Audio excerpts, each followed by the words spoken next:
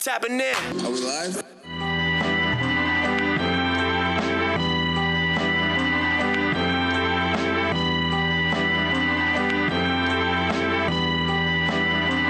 Yo. The Kids official sliding on the instrumental. Nordic combos, twist your mental like forbidden jitsus. My click's initial. Yo. Gotta love it. You gotta absolutely love it. We have had a pretty interesting week, man. This week has been particularly interesting. A lot has gone on. How are you doing, my brother? I'm good, man. I'm good. I'm grateful. It's been a lot going on in like every sector, right? On the internets, right? It's a lot going on in international news. It's a lot going on in on this side in the US. COVID is still going on. It's a lot happening, but I'm just grateful that this week has been one of like a lot of socializing, which I don't typically like. But the fact that on being on the other side of it, I'm glad to have gotten around to see some of my peoples. I'm glad to be in conversation with you now. And I'm glad that, my peoples is safe and everybody's healthy. I'm just trying to stay rooted in that. Yeah, that's beautiful, man. That gratitude really does go a long way. And what as one goes on the journey of self-discovery, you realize that, grounding yourself in gratitude is so important.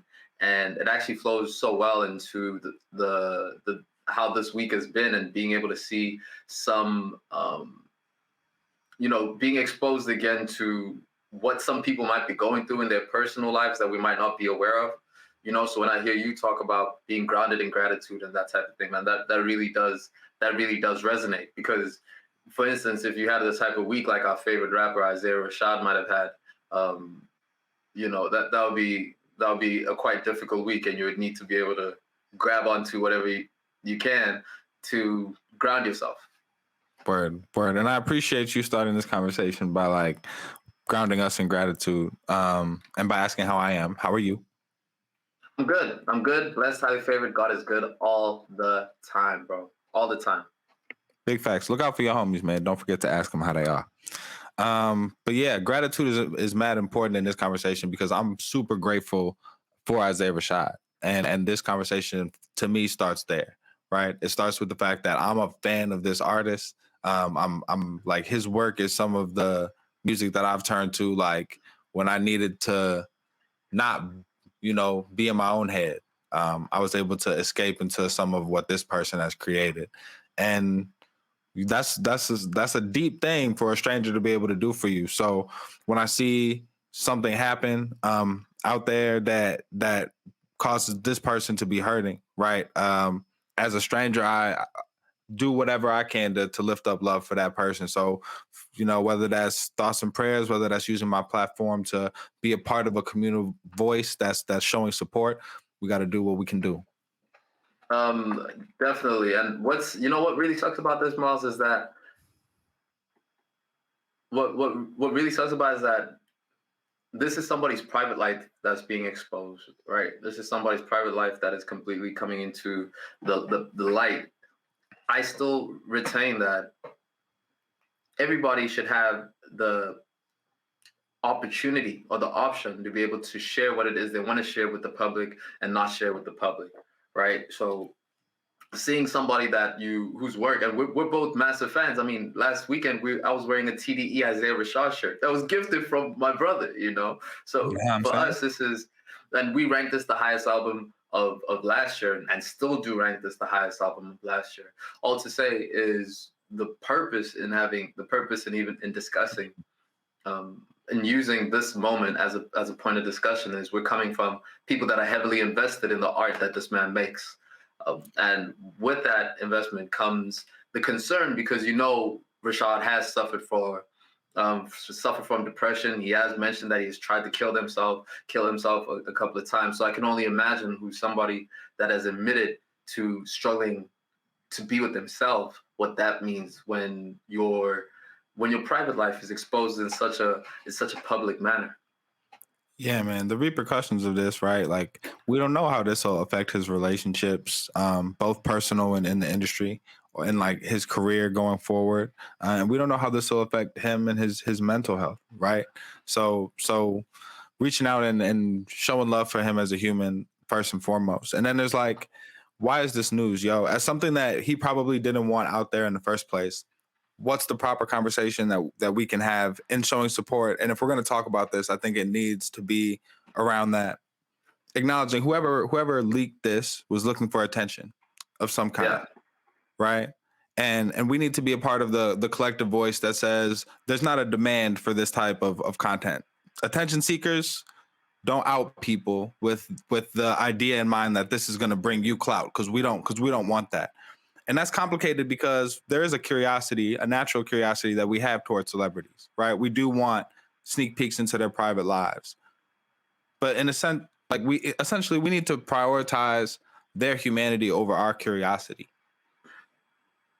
Definitely. You see, the weird thing about it too is this obsession with celebritism that we have, and it makes me wonder: is it better as an artist to just put your art out into the universe and then disappear into the background? You know what we do over here. This is a form of art in itself, in this curation space that we have, and we've had many discussions of how we aren't people that put ourselves necessarily out there. It's to our detriment in a lot of cases. And imagine, even now, even if it isn't something that is revealing about my sexual preference, I mean my sexuality, as Rashad's case, but bro, expose me in an intimate moment, in a very intimate moment, and have that come out. That would be so humiliating and embarrassing. I gotta explain that to my mom. I gotta explain that to my sister. I gotta fight it off with y'all. This would suck big time, bro. For sure. Yeah, no, we won't like leak nothing embarrassing. Like, that moment when it's been a long day of work and you come home and you got this burger, right? And you just dive into that like shamelessly, right? You got burger sauce all over your face, right? You don't want to look up and see a camera in your face, man. And even if you did, somebody snapped a picture, whatever, and y'all was cool with it, that's a private picture for you and your friends. You don't want that to leak, right? And this particular conversation is an invasion of privacy, as we mentioned, with deep repercussions, right? But there's positive things here too, right? There's been a response from fans, right? A very vocal one of support, right? Of this does not affect our ability to relate to you, or how we hear your music, man. We appreciate you. We rock with you. And even a couple of artists have come out. Zoe Dollars, Duke Deuce, who's actually featured on the album, have come out in support, saying basically we don't care. And We don't care. I don't know if I've ever been this excited to hear a collective "We Don't Care." Yeah, we don't care, and that's as a very dedicated fan, you worry more about the well-being of this artist. This Rashad's music has gotten us through some of the darkest times, and that's the alchemy of good music, and that's the alchemy of good art, is that you're able to transcribe your pain into something beautiful that somebody can use. I actually heard Mike Posner say that. And that's exactly what Rashad has done for us on so many different occasions. So when you see something like this, that is a deep impeachment on this person's private life, and knowing as a fan, bro, what does this mean? How long we have to wait in between the next Rashad album? We know how long we're gonna have to wait for that, But as you say, I hope the support that comes with it, and I hope that being able to come out in one's light in terms of we say the vulnerable are powerful. Hopefully, this moment of enforced vulnerability empowers this person to live an even fuller version of themselves. Because living a life holding in a secret, of that magnitude, I can't imagine as an enjoyable one, a fully enjoyable one. Word. But yeah, while looking for silver linings, still condemning whoever leaked this, and for sure, man. But I'm glad you said what you said. I'm glad you mentioned that essential tenet of the show, that the vulnerable are powerful, man. let's get vulnerable for a second, Sway. You know, we had this conversation on the podcast before about our heroes and how we see ourselves in our heroes and how we're let down, right? And so we have to kind of shift our mentalities to being more realistic. That our heroes, like the people we look up to, the people we want to be like, the people that create things that we love, are they're human, right? They're human just like us. And Zway is human just like us, right? And there might be some things about Zway that, you know, fans of the podcast, you know, might be interested to know, right? And so I would just want to give you an opportunity right now. Like Zway, what are some of the things that people out there might be surprised to know about you? That I have to, one, I have social anxiety, and also I deal with binging.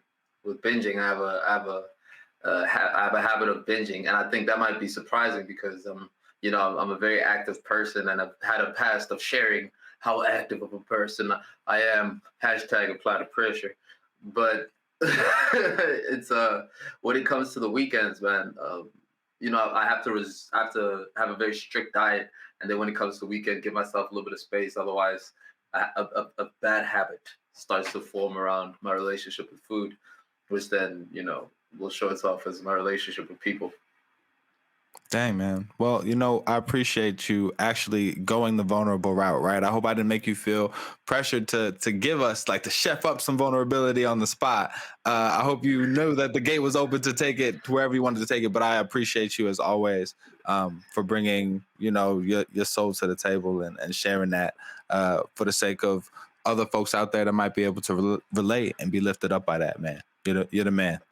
Thank you. And those thanks and whatevers are very great, but I have to send that question right back to you, buddy. You see the path that we've laid out. This is vulnerability alley. Go ahead, stroll down. All right. Well, as a stroll, it's funny you say stroll, right? Something people might not know about me is that I dig something like, so this whole conversation is about, like, you know, people were surprised that Isaiah was doing something that people have this thing in mind that it's only for females, right? But damn all that, right? This thing that people think is only for females that no longer, man. All right. I know you get manicures sometimes. That's one of them. Massages, spas, self-care. That's another thing. I enjoy a good massage, right? Is that your vulnerable moment? Is you telling us you enjoy massages? I'm getting there, man. Okay. Fashion shows, right? I think fashion shows are dope, especially you got the right music, you know, you got that going. I think checking that out, seeing, like, man, that's dope. I want to be, right, like Thug at the fashion show that, like, knows enough to be like, oh, no, that's messed up, and steps up, straightens the guy's outfit. I think that's cool. You know what I'm saying? I'm being vulnerable, right? All right, you want to get real vulnerable? I have a tendency to divert with humor. How about that? All right, I bet you didn't know that about me. Sometimes when I feel like I'm put on the spot and I don't really know where to go, right? I'm cornered. I just use being funny to get out of it. So look at where this started, and look at where it went to. It started with I enjoy massages. We out here. Thank you for being so vulnerable, Miles, and sharing that difficult path. And you have to conceal your love for massages. We still give you support nonetheless, man, because over here on this show we don't discriminate when it comes to that type of thing. But one of the reasons why we said we not enjoyed, but we wanted to curate a conversation around Rashad is that there's an increasing number of rappers in hip hop who are embracing their sexuality and are opening the conversation of what we consider to be the quintessential hip hop male. You know, granted, the numbers are very, very small. The numbers are very, very small. But, you know, I think of things like Tyler, the Creator. I think of K Tronada. I think of Frank Ocean. You know, I think of those folks. And so I'm glad, and also seeing the relationship that Tyler has with the rest of hip hop, right? His talent is undeniable, and it's if anything, since making that revelation, it hasn't slowed him down, but it's propelled him even further. And I'd love to think that Rashad is going to take that same type of approach, regardless of what it is, but allowing that freedom to fuel his creative ability. Big facts, big facts, and I'm glad that you kind of brought us into the hip hop conversation in a broader way, because there is a history of homophobia in hip hop, right? And as we continue to appreciate the way that hip hop has been able to mature, I think like eradicating that is a big part of what needs to happen, of where hip hop needs to go, right? And I think this is a step, right? Something I want to tee you back up to say it. But you made a great point about Isaiah's place in hip hop, and specifically his relatability, and why this might be a more difficult pill for folks to take than maybe some of those other artists. Yeah, it's a little bit difficult for. I mean, you can't really compare to Tyler the Creator and his moment. With Rashad it's a little bit. With Rashad, he's never really embraced that type of, let's say, quirkiness that would not necessarily surprise people. It is definitely a surprise for sure, especially when you reflect on his content and how heavy it is in the struggles of being a dude that is breaking women's hearts, and that undoubtedly has to be the case if one can portray it so vividly. But it would be. I really, really hope that this is what unlocks him to flooding us with more music and really diving deeper into that art, to express even what he feels like right now. Because, as I said, man, that man's music has gotten us through very, very difficult times. The Sun's Tirade is still an album that keeps one in rotation. Like that, that's music that literally uplifts you. And this man's just talking about his pain. Big facts. And talking about it in a way that is not only relatable, but his skill lyrically is there, right? He gets ambiguous with the topic sometimes, but it's important to me that there's this. I mean, to me, imagine the representation for somebody who identifies as gay, right, or somebody who's in the closet, even, right? But I'm super happy that there's this person in this space now where, like, a lot of these rappers, they can say what they want about him being gay, but they can't rap with him. They can't make music with him, right? And I think, and that's true of Tyler, and on the R&B side, right? That's true of Frank in a lot of ways. But I look forward to the talent of these artists speaking for itself, and for that to drown out any conversation that is around negativity, man. So love to Isaiah Rashad, bro. Love and light to Isaiah Rashad, man. Still got the best album of the year. Still one of our favorite artists. He has not missed a shot. Isaiah Rashad is a problem for y'all to deal with, whether you want to admit it or not. When he drops, everyone's going to be forced to pay attention to what this man has to say in his music, because the fans are completely gripped by it. He made a perfect album last year. This man is a artistic phenom in the hip hop space. We congratulate you, bro, and we let you know that over here, where it matters, we don't care about none of that. Yeah, I'm running back to The House Was Burning right after this. 100%, man.